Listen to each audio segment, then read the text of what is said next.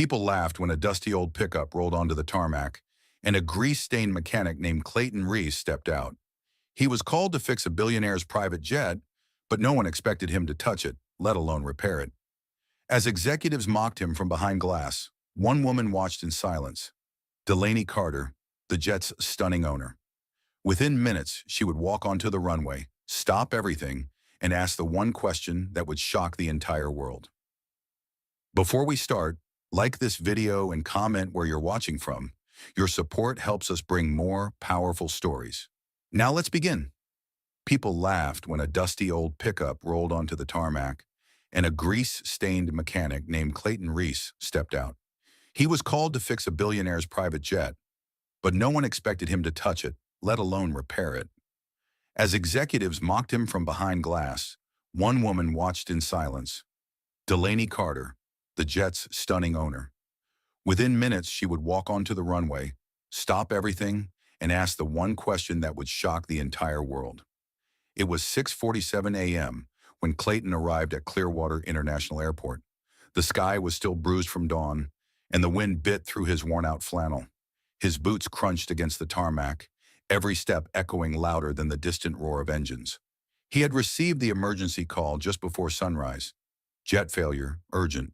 No details, no context, only an address and the promise of quick pay. The private jet stood like a silver beast in the distance, surrounded by polished men in navy suits, glossy shoes, and designer coats. They glanced up briefly when Clayton approached, then returned to their laughter. One leaned over to another and whispered something, and both burst into a chuckle. Clayton ignored them. He had seen their type before. Boardroom brilliance with zero understanding of machines. What mattered was the aircraft. Lives were on the line. He dropped his tools beside the jet, opened the engine panel, and froze. What he saw nearly made his breath hitch. The fuel line was cracked. Not just cracked, melted. The insulation was gone. The clamp was corroded, and a fuel leak was dangerously close to the ignition coil. Whoever had touched this last should have been banned from aviation. One spark, and this jet would have exploded midair. Clayton knew he had minutes, not hours. With no backup, no assistant, and no time to explain, he rolled up his sleeves and got to work. His fingers moved with the certainty of years spent fixing engines in barns, on highways, and under the scorching sun of Carolina summers. The airport staff gawked, a few recorded videos on their phones. He could feel their judgment like heat on his back, but he did not stop. Inside the terminal, Delaney Carter watched everything. She said nothing as her staff snickered. She was not just a CEO, she was aviation royalty. Her father had built Carter Skytech from scratch, and she had turned it into an empire. She knew jets. She had flown them, built them, raced them, and what she saw outside stunned her. She leaned forward, squinting through the glass. Who was this man with the oil-slicked hands and torn jeans who seemed to move with the grace of a surgeon? Why was he the only one who saw what her trained pilots had missed? Then the jet's lights flickered. A soft hum pulsed through the machine like a heartbeat. It was alive again. Her breath caught. She stood up slowly, eyes still locked on the man outside. Everyone else saw a mechanic. She saw something else entirely. And in less than 3 minutes, she would walk down that runway and change both their lives forever. The moment the jet roared back to life, the laughter stopped. The executives behind the glass stared in stunned silence, their smug grins evaporating as the humming grew steadier. One of them whispered, "That should have taken hours." But Clayton had already closed the engine panel. He did not celebrate. He did not gloat. He wiped his hands on an old rag, slung his tool bag over his shoulder, and turned to walk away. That was when the private jet's door opened. The steps lowered slowly, each click echoing like thunder across the silent tarmac. A pair of heels touched the metal steps, sleek, black, commanding. Delaney Carter descended with the elegance of someone born into power, but there was something different in her eyes. This was not the gaze of a woman used to getting what she wanted. This was curiosity, sharp, intentional, unshakable. Clayton stopped mid-step when he saw her coming toward him. She was dressed in a tailored navy suit with gold buttons, her hair tied back, her stride confident. Every step she took made the suited men behind her shift uncomfortably. She walked right past them, past the silent engineers, past the staff who had been laughing just minutes ago. She walked straight up to the man covered in engine grease, and the world seemed to hold its breath. "You fixed it," she said quietly. Clayton blinked. "Yes, ma'am. Number U saved it. My pilot told me the engine was compromised beyond repair. He said we would need to ground it for a week. He missed a melted fuel line. It was nearly touching the ignition coil," Clayton said calmly, brushing dust off his shirt. Her eyes narrowed, not in anger, but in realization. "You could have walked away." "I do not walk away from fire hazards." A beat of silence. Then Delaney smiled, not the kind of smile worn in boardrooms, but one that came from somewhere real. It was small, honest, and it startled everyone watching. "Do you know who I am?" she asked. "Yes, Delaney Carter, Carter Skytech." "You do not seem impressed." "I am not here to be impressed. I am here to fix problems." Delaney studied him, then turned to her staff. "Everyone, inside. Now." No one dared object. The terminal doors clicked shut behind them. Now it was just the two of them on the tarmac. "I have spent my entire life surrounded by men who talk big and do little," she said, her voice softer now. "You are the first one who did the opposite." Clayton gave a small nod. "I was just doing my job." Delaney took a deep breath, as if making a decision that would alter everything. She looked at the sky, then back at the man who had saved her jet, and possibly her life. She took a step closer. "What would you do," she asked slowly, "if someone like me asked you something completely insane?" Clayton did not move. "That depends." "How insane?" "What if I asked you to marry me?" For a moment, neither of them spoke. The wind whispered across the runway. A bird took off from a nearby pole, and Clayton, still in torn jeans, boots stained with fuel, and fingers blackened with grease, looked at the billionaire CEO with the calm of a man who had nothing to lose and everything to gain. Clayton did not laugh. He did not flinch. He simply stood there, his eyes locked on hers, as if trying to decode the question behind the question. Most men would have stumbled over their words, tried to play it cool, or assumed it was a joke. But not Clayton. He had spent too many years fixing what others gave up on. He knew the difference between noise and meaning, and this was not noise. Delaney waited. Her expression was unreadable, but her breath was unsteady, as if the words had shocked even her. She was not a woman used to waiting, but she stood still, hoping the man in front of her would not treat this like a punchline. Clayton wiped the sweat from his brow with the back of his hand. "You do not even know me." "That is why I'm asking." He raised an eyebrow. "Come again."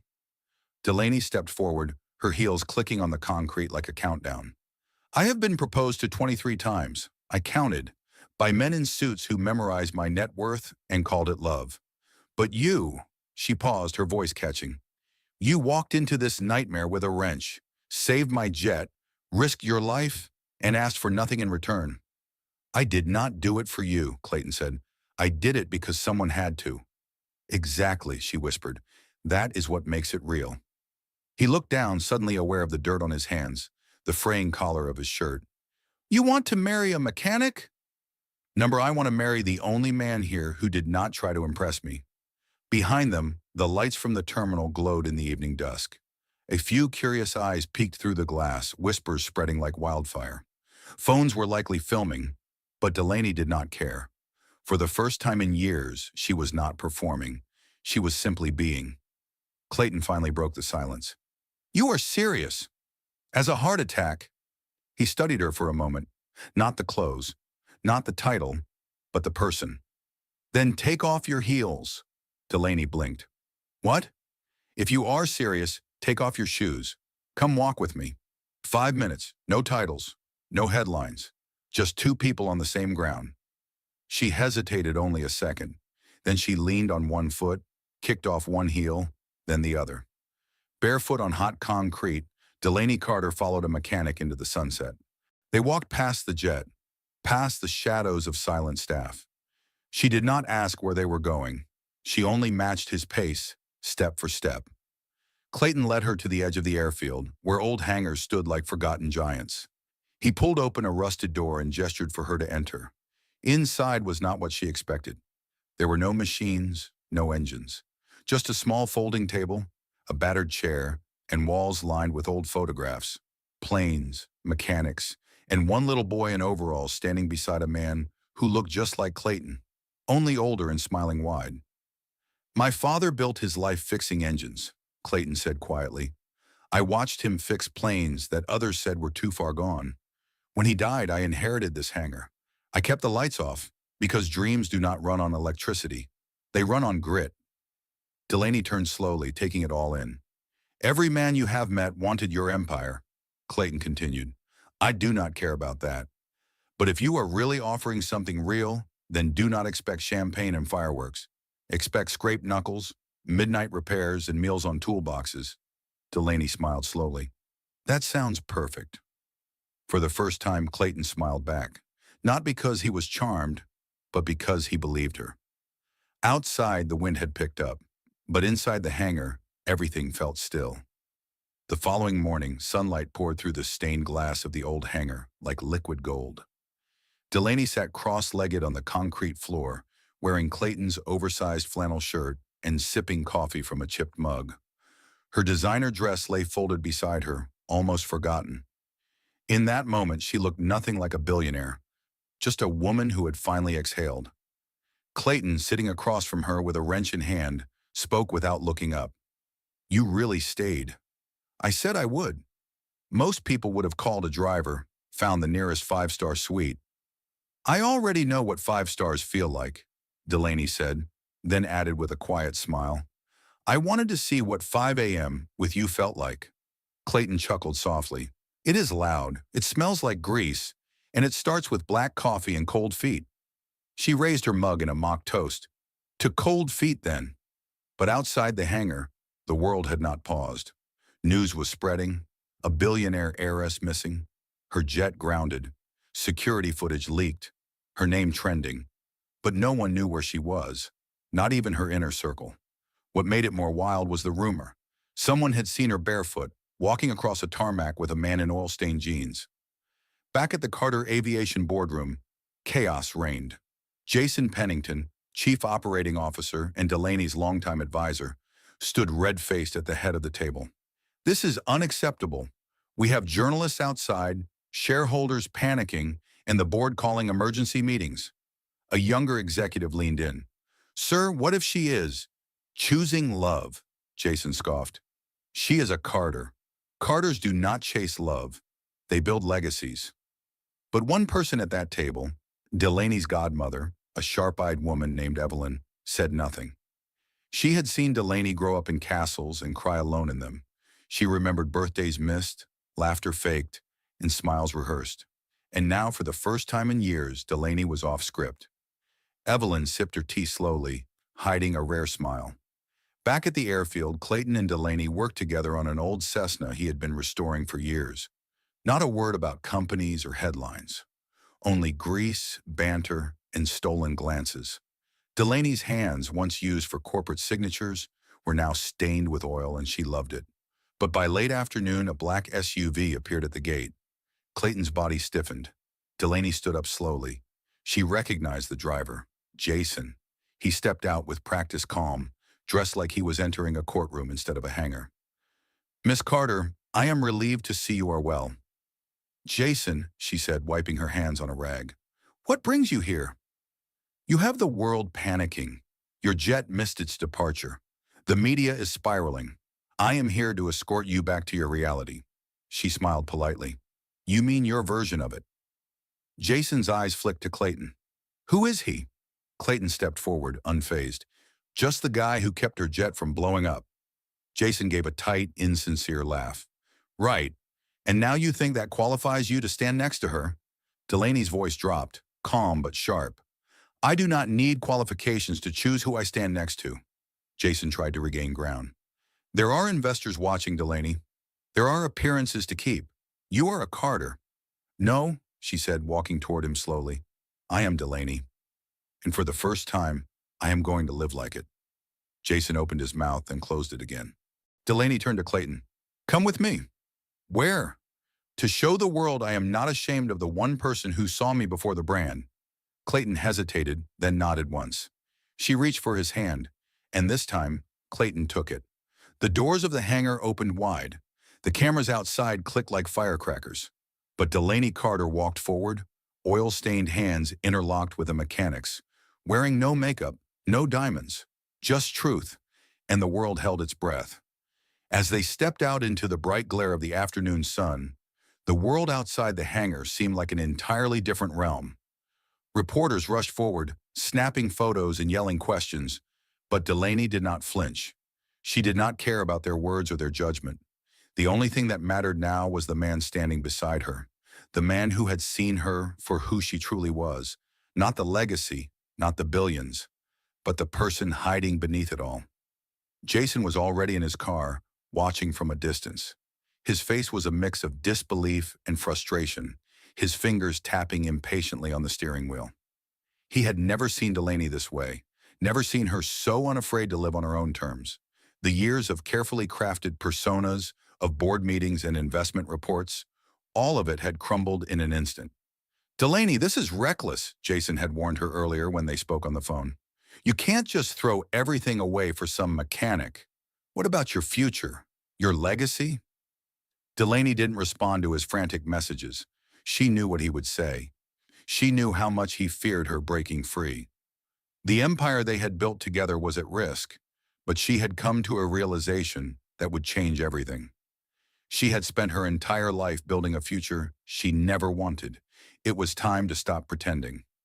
Clayton stood beside her, his hands still stained with engine grease. He wasn't rich. He didn't have connections. He didn't even own a car that could turn heads. But in that moment, Delaney realized that none of those things mattered. What mattered was that Clayton had always been real. He had never wanted her for her name or her wealth. He simply wanted her. As they walked toward the waiting aircraft, Delaney's heart raced, not from the media frenzy around them, but from the strange peace that had settled over her. She had never felt more alive than she did in that moment. For the first time, she was making a choice for herself, not for the expectations of others. "Are you sure about this?" Clayton asked quietly, his voice barely above a whisper as they approached the jet. She smiled, a soft but genuine smile. "I have never been more sure of anything in my life." The jet was gleaming under the sunlight, the world outside continuing its chaotic frenzy. But Delaney didn't care about the world anymore.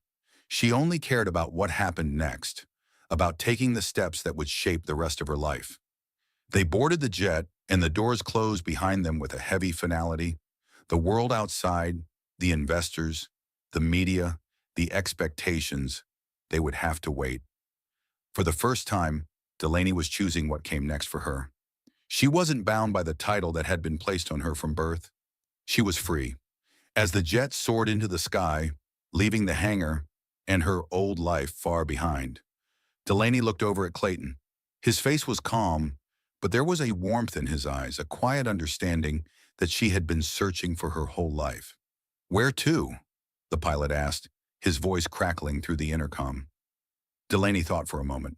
"Wherever life takes us," she said, her voice steady and filled with a newfound sense of freedom. Clayton's eyes met hers, and in that glance they both understood. This was not just a new chapter. This was a new beginning. And it was just the beginning of the greatest adventure either of them could ever have imagined. The horizon stretched out before them, vast and limitless, just like the future. And Delaney knew, as the jet continued its ascent into the sky, that she had made the right choice. The world might never understand why she did it, but for the first time, she didn't need their approval. She had found something far more valuable, her own happiness, and that was worth more than all the gold in the world.